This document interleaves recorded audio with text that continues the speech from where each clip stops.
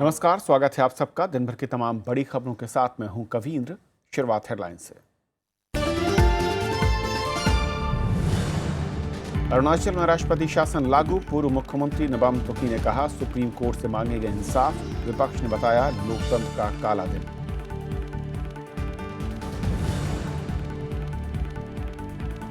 धूमधाम से मना देश भर में गणतंत्र दिवस। राजपथ पर सैन्य शक्ति और सांस्कृतिक विरासत का शानदार प्रदर्शन। 26 साल बाद परेड में शामिल डॉग स्क्वाड।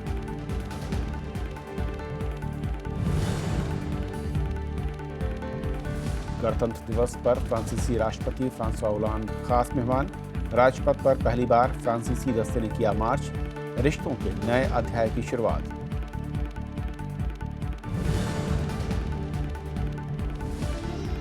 शनि शिंगणापुर में तनाव बरकरार। मंदिर में प्रवेश के लिए जा रही महिलाओं को प्रशासन ने रोका, आंदोलन तेज करने का ऐलान।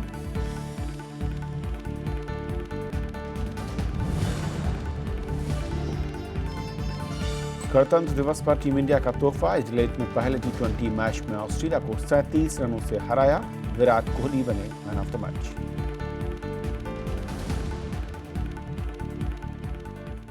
राजनीतिक संकट से गुजर रहे अरुणाचल प्रदेश में राष्ट्रपति शासन लागू हो गया है। पीटीआई के मुताबिक राष्ट्रपति प्रणब मुखर्जी ने आज कैबिनेट के फैसले पर अपनी मुहर लगा थी। रविवार को कैबिनेट ने यह सिफारिश की थी। कांग्रेस ने इस फैसले के खिलाफ सोमवार को राष्ट्रपति से मुलाकात की थी। कांग्रेस ने हालांकि सुप्रीम कोर्ट में भी एक याचिका दायर की थी, जिस पर बुधवार यानी कि कल सुनवाई होनी है।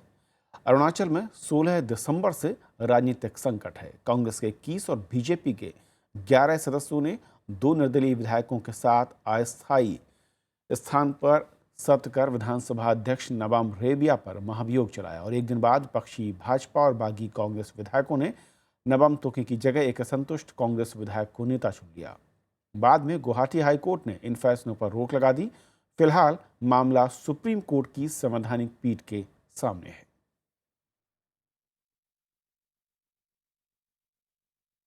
इक्कीस लोग को लेके दिल्ली में रखा है। उसको अभी तो गार्ड करके रखा था। तो ये हम लोग सोच रहा था कि ऐसे ही करेगा, क्योंकि उन लोग का इंटेंशन ही ऐसे करने का था, तो वो लोग कर ही दिया। फिर भी हम लोग उसमें घबराहट नहीं है।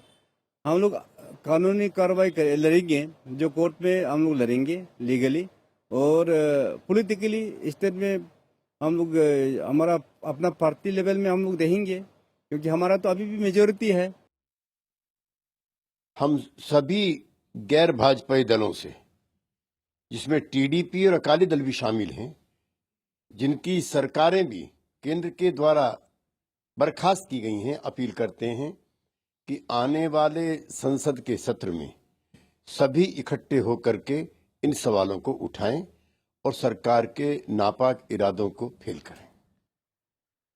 फ्रांस के सहयोग से मेक इन इंडिया को नई रफ्तार मिलेगी। अंतर्राष्ट्रीय मंचों पर भी फ्रांस की नजदीकी से भारत की ताकत में इजाफा होगा। आतंकवाद से आर्थिक निवेश और सुरक्षा परिषद से लेकर जलवायु परिवर्तन तक पर भारत और फ्रांस एक दूसरे के काफी करीब आए हैं।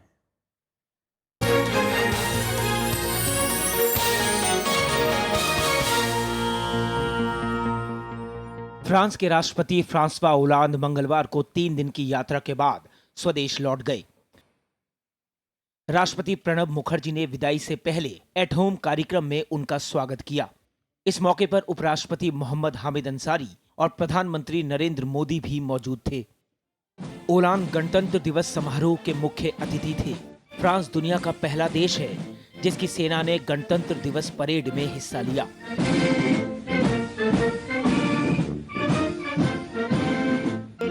रक्षा, अंतरिक्ष और अन्य स्ट्रेटेजिक क्षेत्रों में भी हमारा सहयोग मजबूत, पुराना तथा भरोसेमंद है। राष्ट्रपति ओलांद की यात्रा के दौरान कुल 30 समझौते हुए। एयरबस और महिंद्रा के बीच भारत में लड़ाकू हेलीकॉप्टर बनाने पर सहमति भी बनी। यही नहीं, फ्रांस अगले 5 सालों में भारत में $10 अरब का निवेश भी करेगा। France's trust in India because we are in Make in India, and I very much want to place all of that within the framework of Make in India.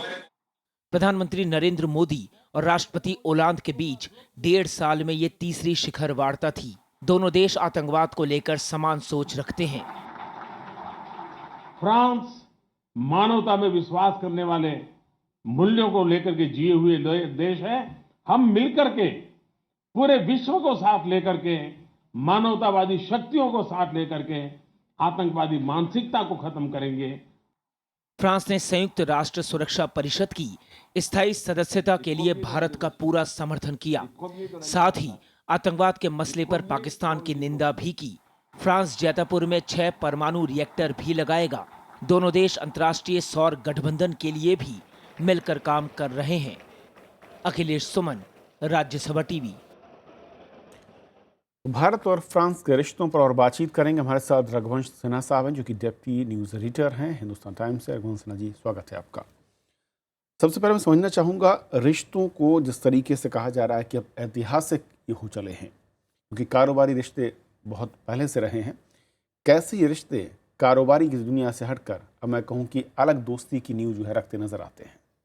देखिए, इस बार जो राष्ट्रपति फ्रांस के आए, ये एक नया अध्याय खोला है।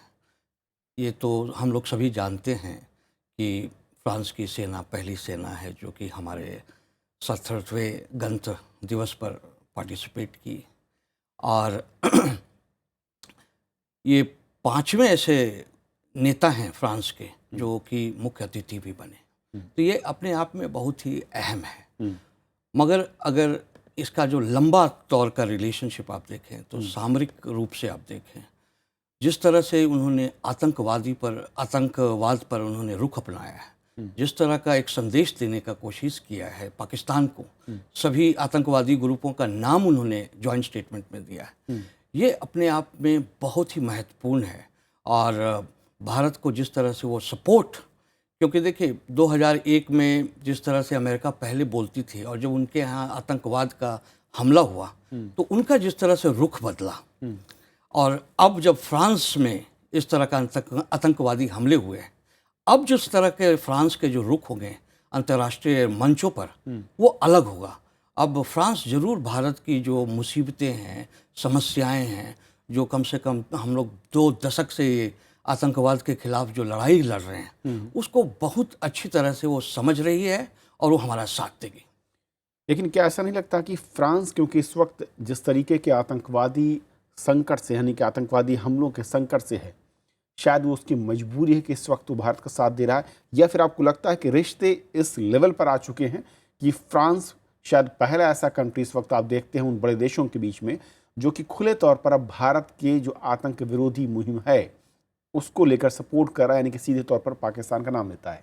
देखिए, भारत और फ्रांस के बीच में बहुत पुराने गहरे संबंध हैं और हमारे सैनिक संबंध भी बहुत पुराने हैं, कोई नई चीज़ नहीं है।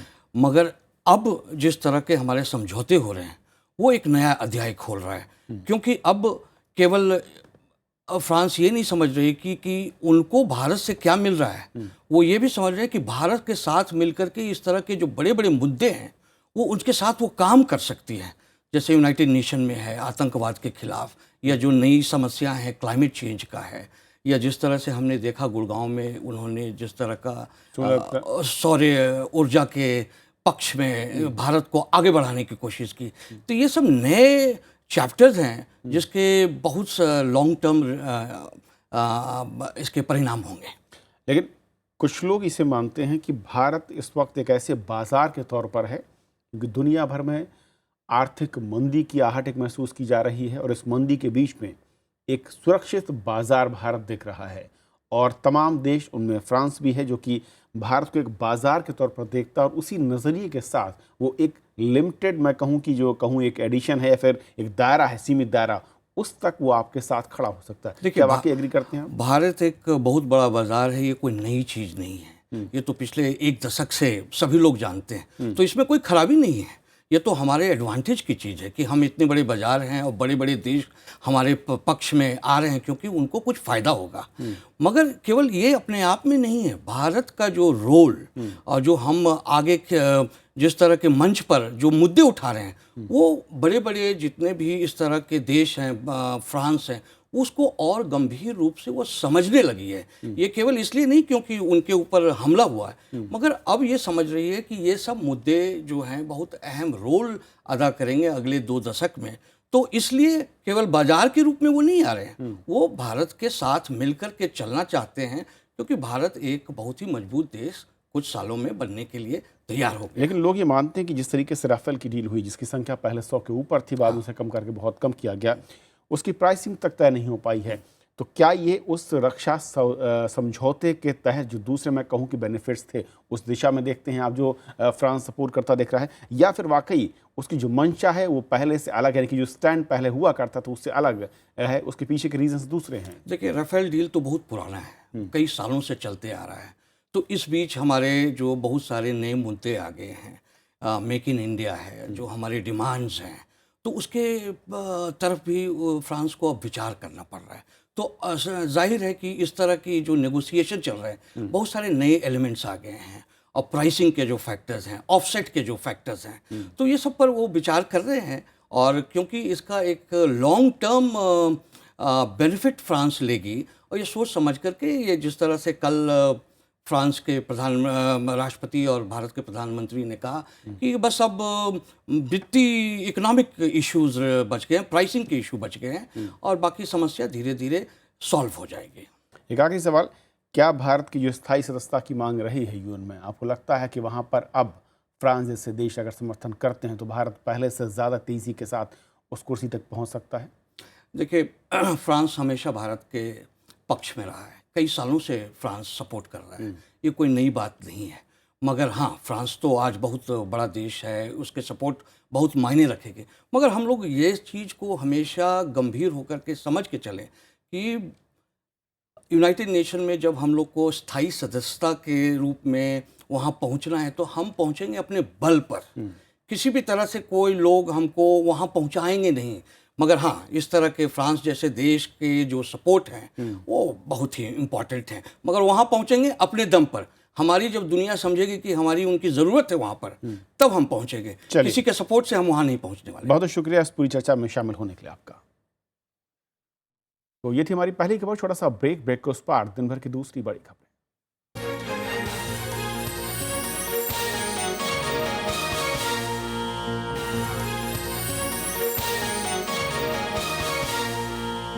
যদি তোর ডাক শুনে কেউ না আসে, তবে একলা চলো রে, যদি তোর ডাক শুনে কেউ না আসে, তবে একলা চলো রে, একলা চলো, একলা চলো, একলা চলো, একলা। विरासत में इस बार गुरुदेव रविंद्रनाथ ठाकुर का रचना संसार हिंदी में पहली बार सिर्फ राज्यसभा टेलीविजन पर। একলা চলো, একলা চলো, একলা চলো।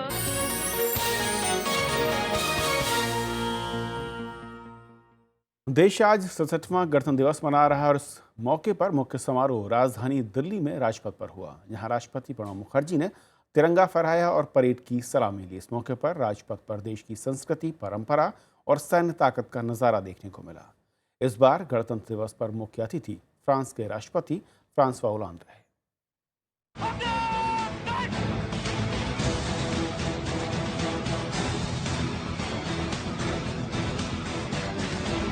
राजपथ पर कदम ताल मिलाते जवान, ये प्रतीक है देश की बढ़ती ताकत और शौर्य का। ये नजारा बता रहा है कि धरती, आकाश और जल, हम हर जगह मुस्तैद और सतर्क हैं। गणतंत्र दिवस पर तीनों सेनाओं ने ताकत से लोगों को रूबरू कराया। वहीं रंग बिरंगी झांकियों के जरिए लोगों को देश की सांस्कृतिक विरासत को देखने और समझने का मौका मिला। इस मौके पर उपराष्ट्रपति मोहम्मद हामिद अंसारी, प्रधानमंत्री नरेंद्र मोदी, पूर्व प्रधानमंत्री मनमोहन सिंह, कांग्रेस अध्यक्ष सोनिया गांधी समेत कई गणमान्य लोग मौजूद थे। समारोह की शुरुआत शहीदों को नमन करने के साथ हुई। प्रधानमंत्री नरेंद्र मोदी, रक्षा मंत्री मनोहर पर्रिकर और तीनों सेना के प्रमुखों ने अमर जवान ज्योति पर शहीदों को श्रद्धांजलि दी। शहीदों को श्रद्धांजलि देने के बाद प्रधानमंत्री नरेंद्र मोदी ने राजपथ पर प्रणब मुखर्जी और मुख्य अतिथि फ्रांस के राष्ट्रपति फ्रांसवा ओलांद की अगवानी की। नरेंद्र मोदी राजपथ पर राष्ट्रपति प्रणब मुखर्जी के तिरंगा फहराने के साथ 21 तोपों की सलामी दी गई। तिरंगा फहराने के बाद राष्ट्रपति ने लांस नायक मोहन नाथ गोस्वामी को मरणोपरांत अशोक चक्र से सम्मानित किया। 67वें गणतंत्र दिवस पर दिल्ली के general officer commanding lieutenant general Rajan Ravindran ने परेड की अगुवाई की। परेड में भारतीय सेना की सैन्य ताकत और सांस्कृतिक धरोहर का प्रदर्शन किया गया।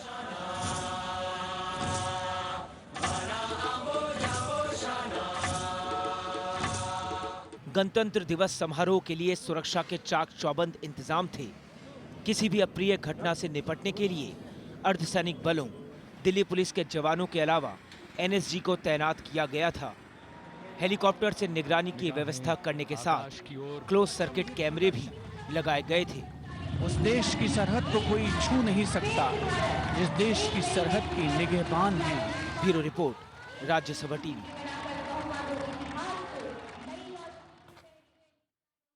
सड़सठवें गणतंत्र दिवस समारोह में देश ने अपनी सामरिक ताकत का नजारा पेश किया। जमीन, आसमान और समुद्र में तीनों सेनाओं की बढ़ती सैन्य क्षमता भी यहाँ पर देखने को मिली। अब राजपथ पर सुनाई दे रही गर्जना भारत। दुनिया ने गणतंत्र दिवस के मौके पर भारत की बढ़ती सैन्य ताकत को देखा। T-90 टैंक भीष्म, आदर्श वाक्य सैन्य वाहन सारथ के अलावा सारथ का है। ट्राउल युक्त T-72 टैंक के जरिए सेना ने ताकत का प्रदर्शन किया। ब्रह्मोस मिसाइल प्रणाली का स्वचालित मोबाइल लॉन्चर, मोबाइल स्वतंत्र लॉन्चर ब्रह्मोस मिसाइल प्रणाली की गर्जना, आकाश हथियार प्रणाली और एकीकृत संचार इलेक्ट्रॉनिक युद्ध प्रणाली ICEWUS भी प्रमुख आकर्षण थे। ध्रुव और रुद्र हेलीकॉप्टर ने भी राजपथ के ऊपर उड़ान भरी। समारोह के आखिर में वायुसेना का फ्लाई पास्ट हुआ।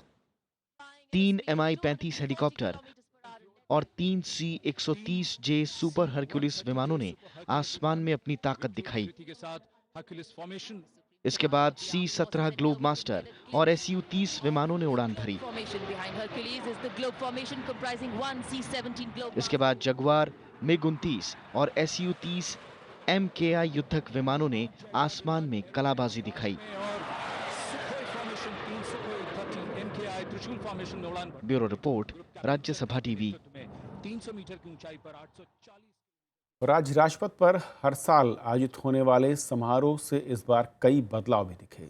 बीते वर्षों के मुकाबले राजपथ पर होने वाली इस बार की परेड में बहुत कुछ गायब था तो बहुत कुछ नया भी। इतना ही नहीं, इस बार के कार्यक्रम में विदेशी सेना का कदमताल भी अपने आप में ऐतिहासिक रहा।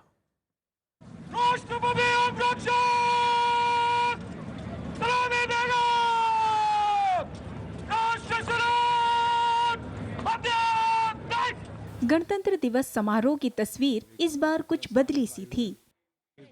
राजपथ पर कदमताल करते हुए सैनिकों के साथ साथ देशवासियों के लिए बहुत कुछ नया भी था।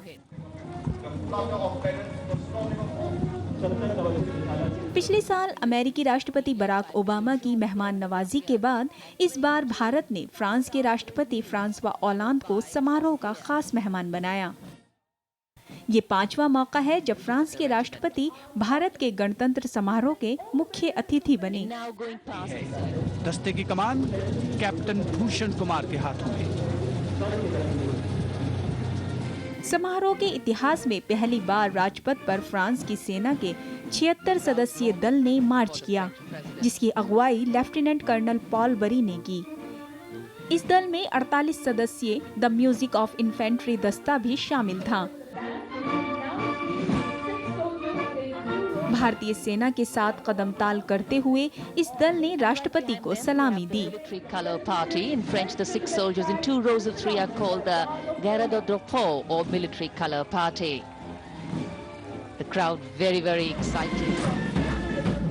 परेड में पहली बार सीआरपीएफ के महिला दस्ते ने हिस्सा लिया। इससे पहले तक पुरुष दस्ते ही शिरकत किया करते थे। 148 जवानों के इस दस्ते की कमान असिस्टेंट कमांडेंट सुश्री मीनाक्षी सिंह संभाल रही। यही नहीं, 26 साल बाद सेना की रिमाउंट वेटरनरी कोर के डॉग स्क्वाड ने भी परेड में वापसी की। दस्ते का नेतृत्व कर रहे हैं कैप्टन अनुराग चंद्र हाथी बरुआ। कोर का आदर्श वाक्य पशु सेवा अस्माकम धर्म। तीनों सेनाओं के पूर्व सैनिकों ने भी परेड में शिरकत की। अब तक थल सेना के पूर्व सैनिक ही मार्च करते थे। सुबेदार मेजर सुंदर सिंह, मेजर डी श्रीराम कुमार। 26 जनवरी 1950 को संविधान लागू होने के बाद से गणतंत्र दिवस मनाया जा रहा है।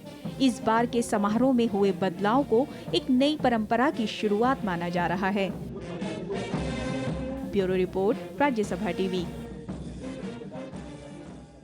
राजधानी दिल्ली के साथ दूसरे राज्यों में भी गणतंत्र दिवस धूमधाम से मनाया गया और इस मौके पर शानदार परेड का आयोजन हुआ। श्रीनगर से चेन्नई और मुंबई से लखनऊ तक मंगलवार को गणतंत्र के रंग में रंगे दिखे।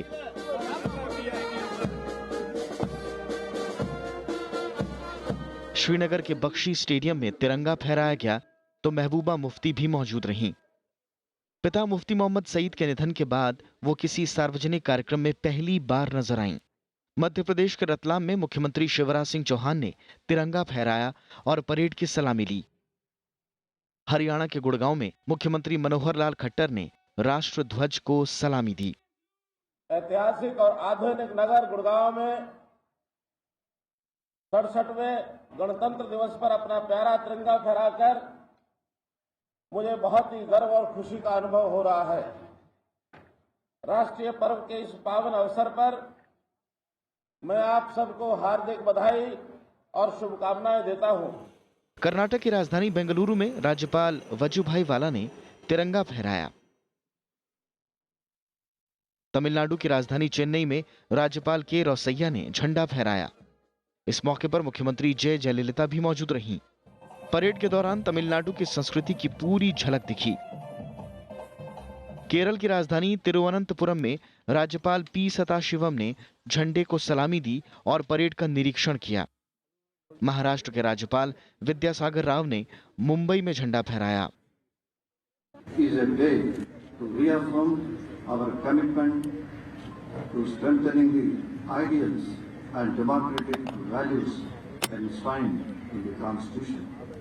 पूर्वोत्तर में भी गणतंत्र दिवस का पूरा उत्साह दिखा। अरुणाचल प्रदेश की राजधानी ईटानगर में राज्यपाल ज्योति राजखोवा ने झंडा फहराया और परेड की सलामी ली। Let this day bring peace, prosperity, happiness and goodwill to the people and all of us. Let us have harmonious relationship with all people. Uttar Pradesh की राजधानी लखनऊ में राज्यपाल राम नाईक ने तिरंगा फहराया। बिहार की राजधानी पटना में मुख्यमंत्री नीतीश कुमार ने झंडे को सलामी दी। पश्चिम बंगाल की राजधानी कोलकाता में राज्यपाल केसरीनाथ त्रिपाठी ने तिरंगा फहराया और परेड की सलामी ली। इस दौरान रंगारंग झांकियों में राज्य की कला और संस्कृति की झलक दिखी। Bureau report, Rajya Sabha TV. Maharashtra सरकार ने शनि शिंगणापुर मंदिर में पूजा विवाद को सुलझाने के लिए अहमदनगर के डिस्ट्रिक्ट मजिस्ट्रेट और पुलिस अधीक्षक को मामले में हस्तक्षेप कर जल्द से जल्द समाधान निकालने के आदेश दिए हैं। इससे पहले सदियों पुरानी परंपरा तोड़ने जा रही महिलाओं को अहमदनगर से 70 किलोमीटर पहले रोक दिया गया था। इस दौरान महिलाओं और सुरक्षा बलों के बीच झड़प भी हुई। दरअसल शनि मंदिर में 400 साल से शनिदेव के चबूतरे पर महिलाओं को पूजा करने की इजाज़त नहीं है और पिछले साल एक महिला के शनिदेव चबूतरे पर चढ़कर तेल चढ़ाया था। इसके बाद विवाद बढ़ गया था। भारत ने पहले टी20 मुकाबले में ऑस्ट्रेलिया को 37 रन से हरा दिया है। उस जीत के साथ भारत ने टी20 के 3 मैचों की सीरीज में बढ़त बना ली है। पहले बल्लेबाजी करते हुए भारत ने 20 ओवर में 3 विकेट के नुकसान पर 188 रन बनाए। टीम इंडिया की ओर से कप्तान विराट कोहली ने बेहतरीन 90 रन बनाए, जबकि सुरेश रैना ने 41, रोहित शर्मा ने 31 और महेंद्र सिंह धोनी ने 11 रन। लक्ष्य का पीछा करने उतरी ऑस्ट्रेलिया की पूरी टीम 151 रनों पर ही सिमट गई। कप्तान एरन फिंच ने 44 और स्टीवन स्मिथ ने 21 रन बनाए। भारत की ओर से गेंदबाजी करते हुए बुमराह ने 3 विकेट हासिल किए।